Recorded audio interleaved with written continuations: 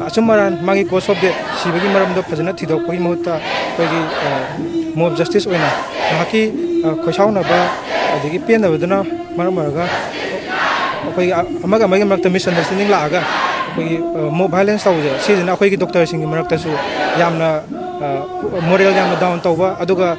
Everywhere अखोई चप्पा मतमदा छादा अकी अखंग लैबा अदगी मरोइना अखोइना patient गुम ट्रीट तौबा मतमदा अखोई छादा अकीब अमा लैबदो अदुना मरम अखोइदजु यामना नुवाइजदे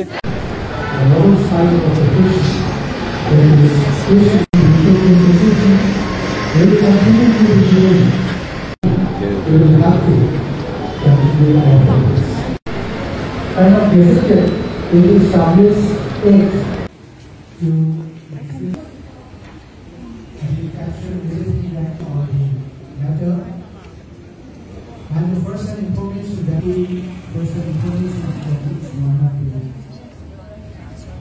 the test of clarity for all the patients. It is incumbent upon the NCA closing down all the emergency services. So, ngasi kung natawag siya ako yung doktor singda ako yung oza ako yung takbit tambir ako yung professor oza amada violence taw biram taw budu kita mak ako condemn taw boy na khonja bani to han ba mak ta ako gi live activity thorok tagi lai khidra ba ako gi je adu gi mak ta mapu gi lekol ingna singna lagi mak ta ishori mafam da khuram jari adu ako gi ako na mayam gi remte oina haning badi ako doctor sing ju ana ba jing je moi ana ba phal laga moina na pharaga har rok chakhi da ako gi kwai dagi nuai jo ka none ba dagi mi ama sidoro ba makan ba matamda akhoi gi punsi gi kwai dagi nuai ba mi kup to aduna oiri ne ba ada si akhoi si lai ba ko se misunderstanding lai na ba adoga mi ama lai ta ba matamda akhoi gi achumaran magi ko sob de sibagi maram do phajana thidok poi mohta akhoi gi mob justice oina haki khosauna ba adagi pen da baduna maram maraga akhoi amaga magi marakta misunderstanding la aga mob violence तौजे सिजना अखोई doctor Singh मरक्तासु यामना moral यामना down तौबा अदुगा everywhere अखोई चप्पा मतमदा छादा अकी अखंग लैबा अदगी मरोइना अखोइना पेशेंट गुम ट्रीट तौबा मतमदा अखोई छादा अकीब अमा लैबदो अदुना मरम अखोइदजु यामना नुवाइजदे अदे अखोइगी पेशेंट गा डॉक्टर गा मरक्ता अफाबा मरी अमा थमनबैदमक्ता हाना मिसअंडरस्टैंडिंग लैगिबो रगजु मतुंगदा तारकदा लैतनाबा अदुगा लैतबा याउ मतमदा अखोइ अथॉरिटी दा फजना complain तौबियोबा अखोइना violence tawi mohta logi oiba matungina magi inquiry tawraga maran leramagana magi leiriba maran di maitoina phangjaba aduga praja gi site gi ju ana bajing gi site gi ju khogi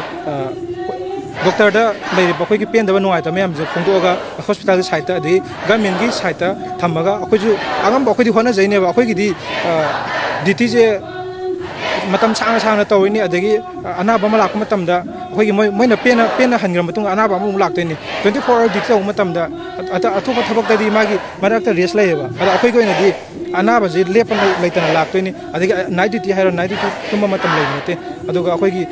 senior jing akho adu maroina akhoi ngarang soiba akhoi gi sapi tamje yamna akhoi gi ma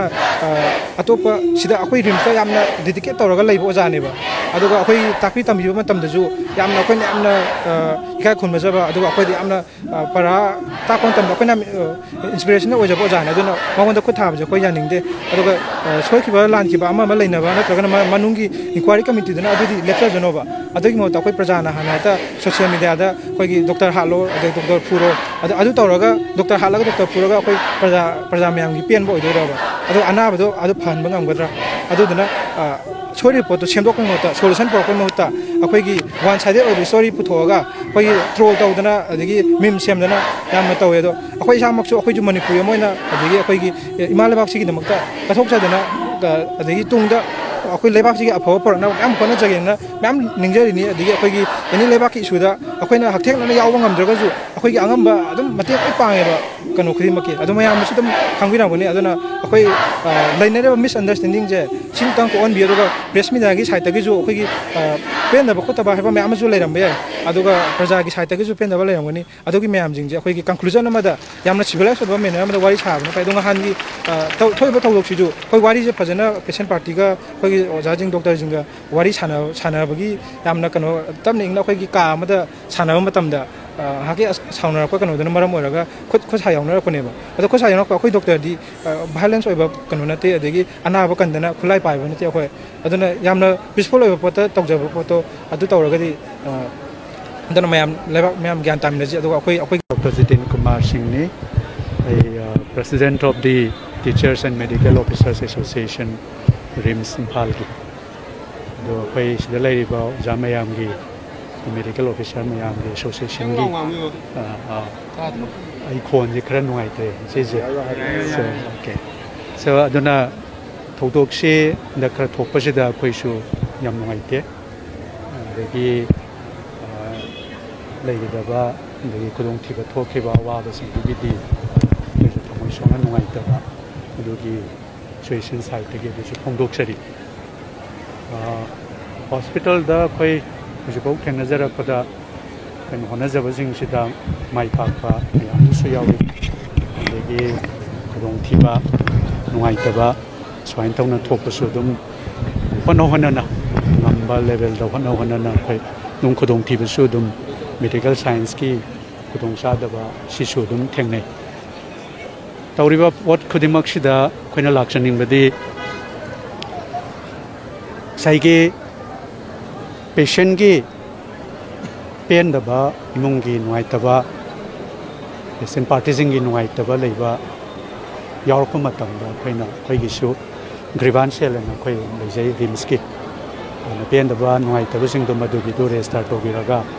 khoina madu gi do inquiry adai further magi legal proceedings haiba tare madu gi satharaga matam gi magi leiba problem sing do khangdo ga madu da soyangam yawbu gi matungin na magi phangwam thokpa magi daita piba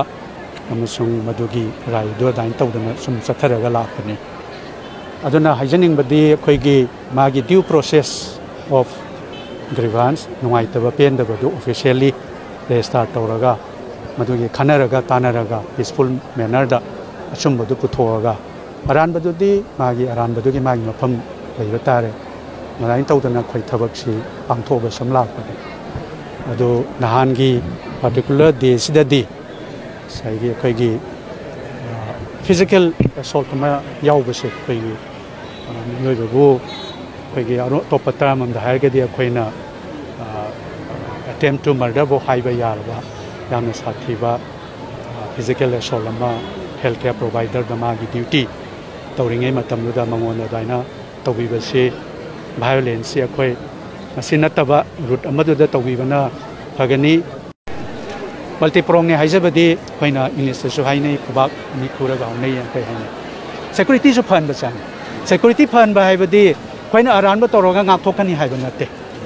aran ba toroga ngak thokani haiba natte ngasai gi wajana laiba misu security sing jina pangi mateng si mayang dum ubirongan adana security phan ba matam da overall environment ji uplift tawe spirit moral of the patients moral of the students moral of the healthcare providers this is like a close knit family amagum bane masi khaina ji engbi gano aduna security phajam pham matam da doctor katang gi kuyom ma pibagi nate haijariba masi di overall sida matam da irang thoba kan security jing tawraga manung do honjan biriba tawriba ade kaingo mission jing thok padang haki madu gi taishan nabiba aduna yes security ki matang da khoi khachitang hena yengchanba akhoi ju thabak tawda kadobagi section loidabano doctor sing so khoi ju tin not batai yeng batai kari de karai da khoi science ni science university loiba nai de haijariba mai ngasai ngasi keno tawbodu hayeng kari hena develop tawba hojik so no information tum laidoi ni